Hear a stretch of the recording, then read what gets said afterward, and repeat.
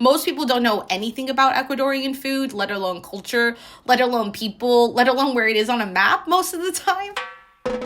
I'm Dalia Colon, and this is The Zest. Citrus, seafood, Spanish flavor, and Southern charm. The Zest celebrates cuisine and community in the Sunshine State. It's our season 11 premiere, and we're kicking things off with a book that's half recipes, half stories, all Latin American. Kiera Wright-Ruiz has an impressive resume. Food writer with creds in the New York Times and Bon Appétit, photographer for big-name brands including Taco Bell, recipe developer for the Japan Times, the Kitchn and Food52, picture book author. I could go on and on. I could fill up this whole podcast reading her resume.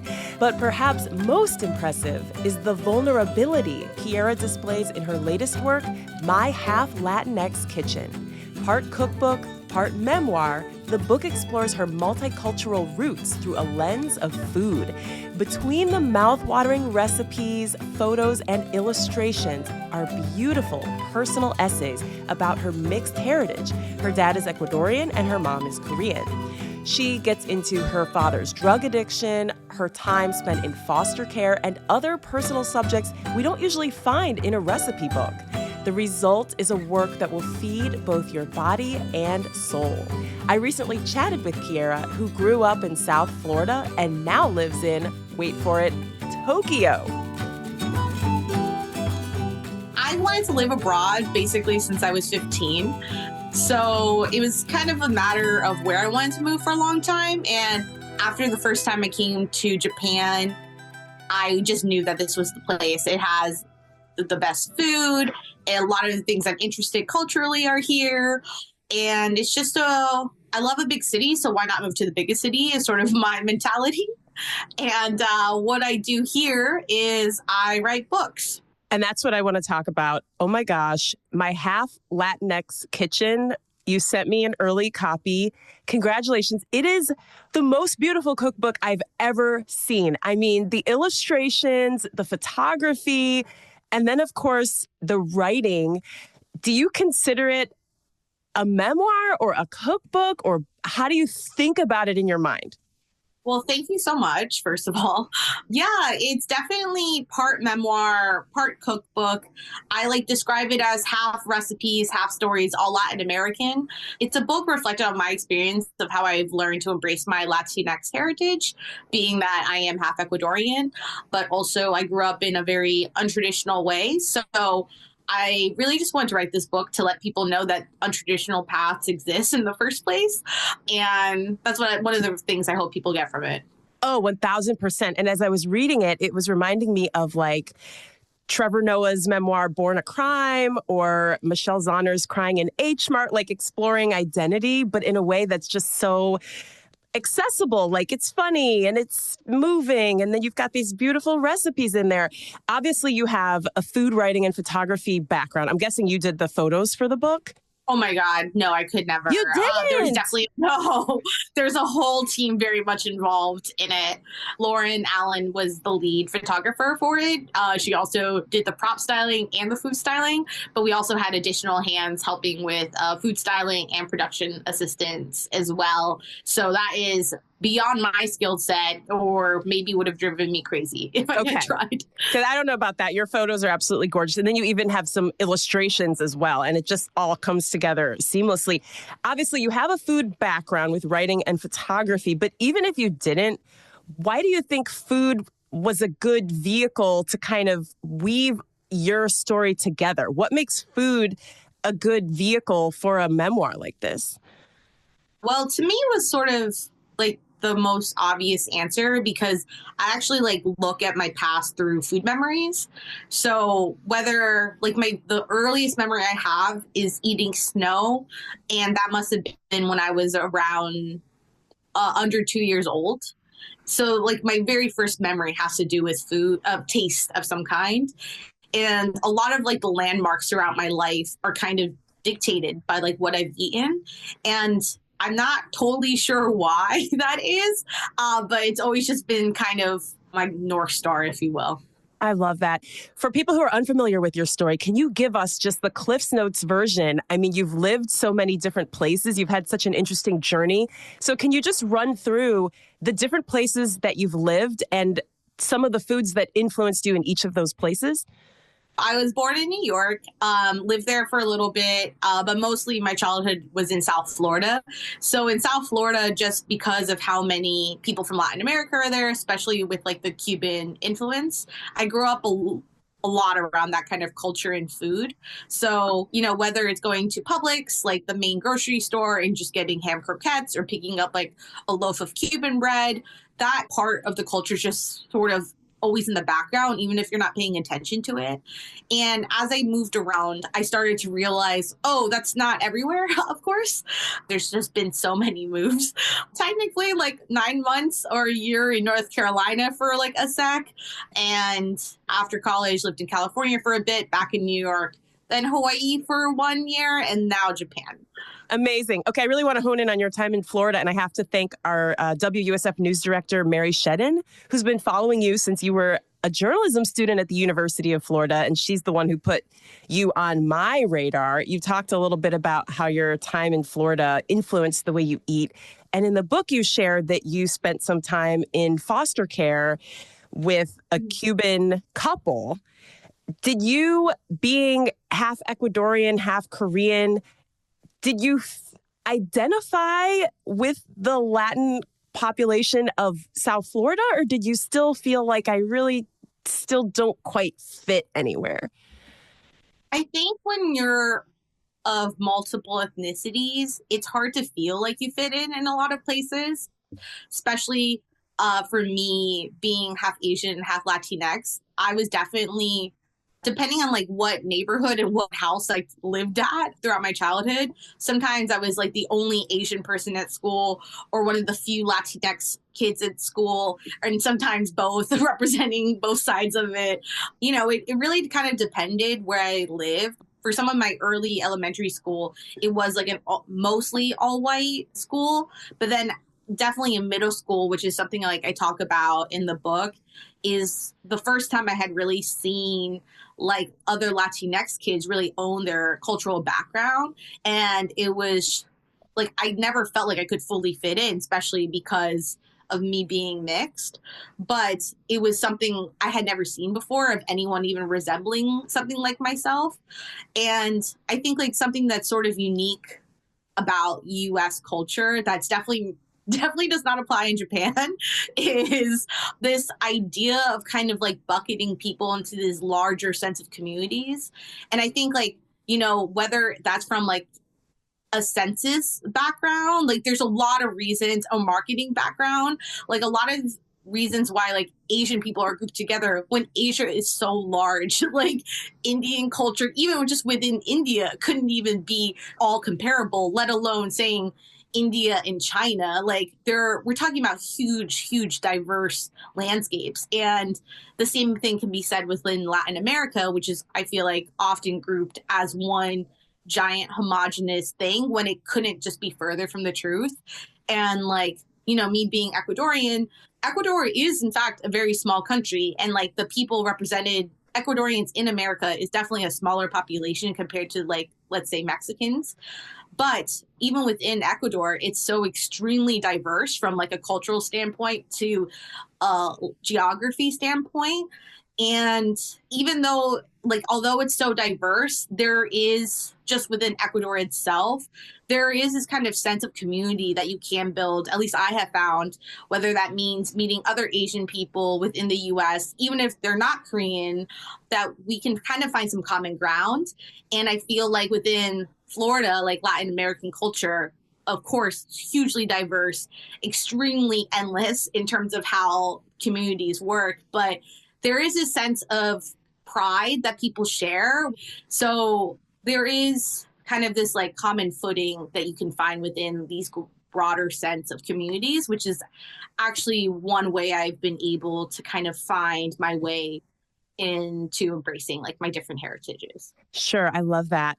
And I love talking about Ecuador on this podcast because in college, I was an exchange student in Cuenca, Ecuador. And so I bring it up Probably more than I should. And we went to Guayaquil and Otavalo and Quito. And I just have a special place in my heart for Ecuador. And I know that in 2017, you traveled to Ecuador. I love the descriptions of the country in the book. What are some foods from Ecuador that you think deserve more attention than they get? Yeah, well, first of all, I love that you studied abroad there. That's so fun. I think like as a cuisine as a whole, like within the US, most people don't know anything about Ecuadorian food, let alone culture, let alone people, let alone where it is on a map most of the time. So I think that we could just start from the beginning of learning anything about how Ecuador is seeing more representation of Ecuadorian cuisine just in the US in general. The things I grew up with the most were definitely shrimp ceviche and seco, which is like a really thick, rich stew. I grew up mostly eating like the chicken version of it, but there's lots of different variations. That's such a good one. And you have a yapingacho recipe in there too, which is something, first of all, that's fun to say and that people don't talk about too much. And we've got some recipes to share on our website. We've got your elote taquitos, your Mexican hot chocolate cookies. I mean, these pictures are just going to make you hungry.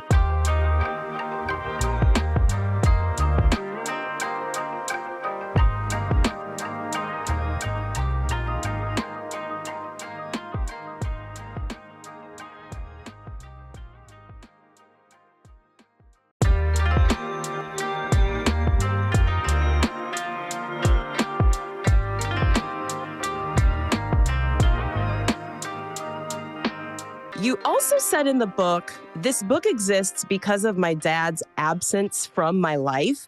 And I just so appreciated the generous honesty that you put into this book. You're like really putting it all out there for everybody. So what do you mean when you say this book exists because of my dad's absence from my life?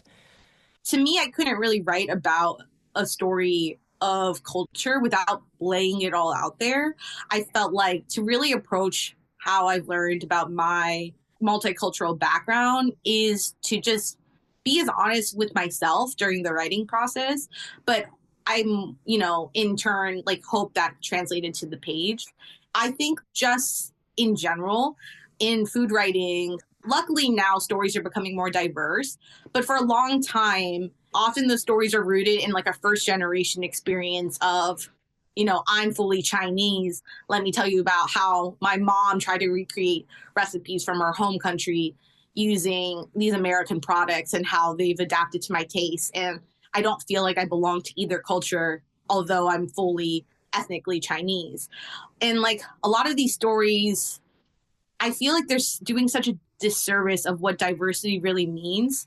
And to me, like diversity, obviously in like the most basic sense, it goes so beyond what someone's ethnicity is. It means diverse upbringings. It means diverse socioeconomic backgrounds. It means diverse locations. It's not just like what color is my skin and that's it. And so I feel like with my book, my life just isn't what people usually assume it is. And so like when I tell someone, oh, I'm half Ecuadorian and half Korean, they really have this image in their mind of like, oh my God, her household must have been so crazy. Like her mom must have done all this cooking and like, oh yeah, the foods, she must have grown up equally with these cultures. And it's like literally nothing about that is true.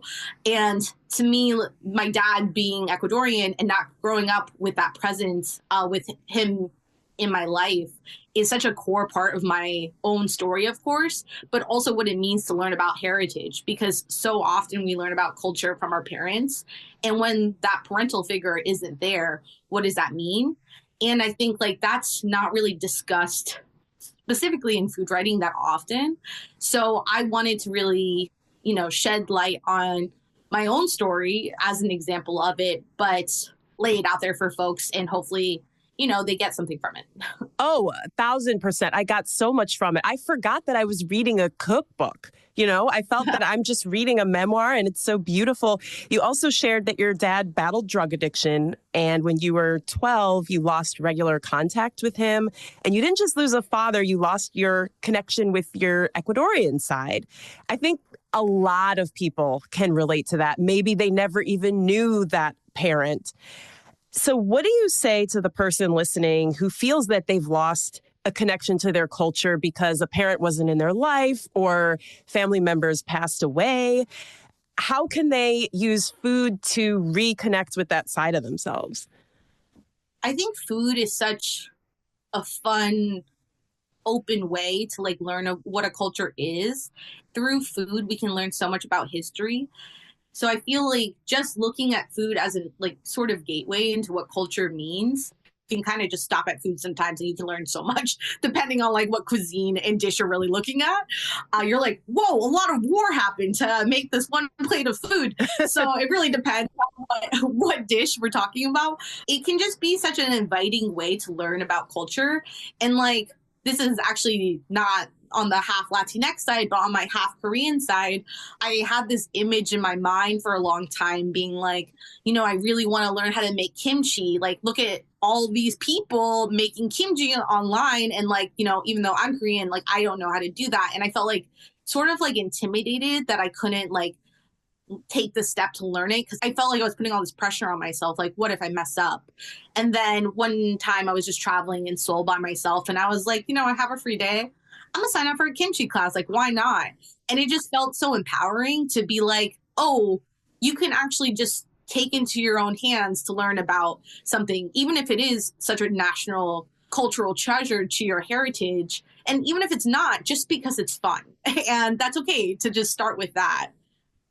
That's so great. Do you have any siblings or are you really just out here on an island? I mean, now you're living in Japan, you're on a literal island. But it sounds like you're kind of on an island by yourself in terms of the experiences that you've had.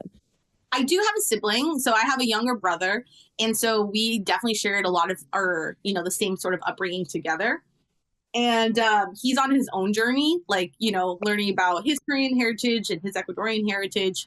Learning about one's culture is such an intimate experience. So much of it is about, even if you're sharing it with people, is how you're receiving it. Yeah, so I'm definitely not like on my own. And I think like, even though I'm on the other side of the world, much of that time since I've been here, I've been working on this cookbook that's about Latin American cuisine, which is obviously maybe not, being in Japan is not the most Latin American ingredient friendly place. It's made me realize like how connected to my culture I am. It doesn't really matter like where I am. My knowledge of food and how I connect with these recipes and how I want to continue to learn more about it is something that's always transferable, even if maybe, you have to substitute ingredients and things like that. But like these sort of memories, they're always with me. And so like, I'm never as far away as I think some people might imagine sometimes. You feel even more connected because you're really having to hold on to who you are. I want to ask you about the Korean side, your mom's side. You said that it wasn't what people thought, where she was in the kitchen making all these dishes. So where did she fit into this puzzle?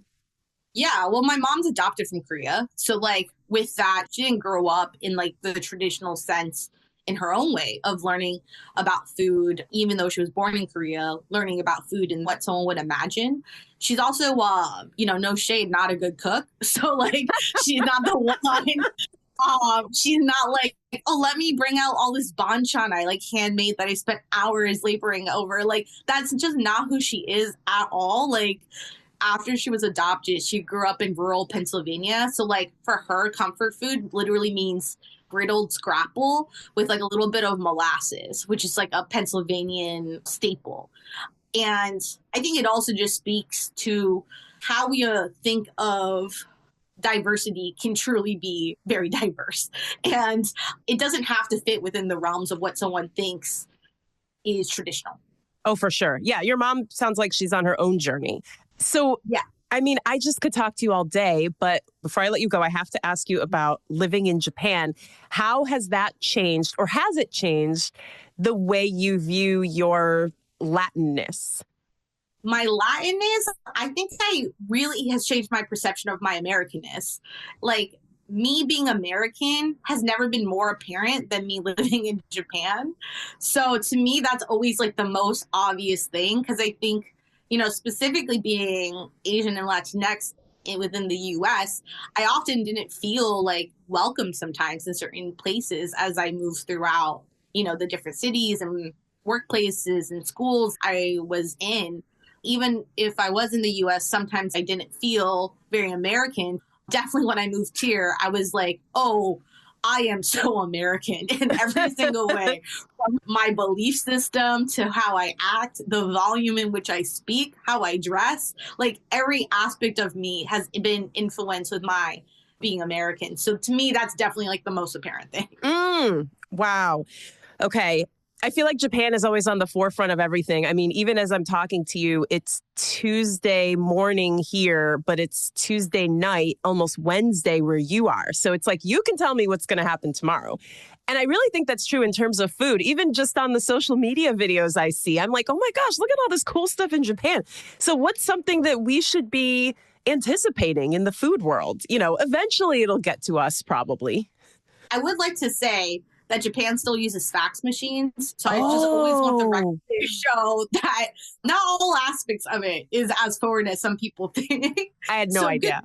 Good to know. That being said, this is like a hyper specific one, but there's like a small island off of beach town in Tokyo that like specifically one of the tourist things people go, including like local Japanese tourists, is they get this like giant rice cracker that's like almost the size of 2 to 3 sheets of printing paper that actually has a whole shrimp pressed into it. It's completely flattened, shell and all. And so it almost looks like a fossilized ancient thing, but it's an all edible rice cracker. I actually just saw the very first one in New York City open up, and that's like such a specific thing, but I was like, oh, that makes sense that it's finally there. So that's one of them. Amazing. I have had the best time talking to you. I mean, this book feels like spending time with you. So people listening, I know they are hungry for more. And the book is the place to get it because it just really feels like a gift. So I just want to thank you for writing it. Thank you for being so awesome and so honest. I know probably growing up, you said you felt like the only one, but I know many people listening are relating to your story. So thank you for that. This has been so delightful. You're so talented. I just can't say enough good things about you. Thank you for staying up late to do this. This is our first interview in Asia. So what a treat. Wow. I know, we're international, but we will claim you because you're a Florida girl. So we're just so proud of you. Thank you. This was great. Kiera Wright-Ruiz is the author of My Half Latinx Kitchen.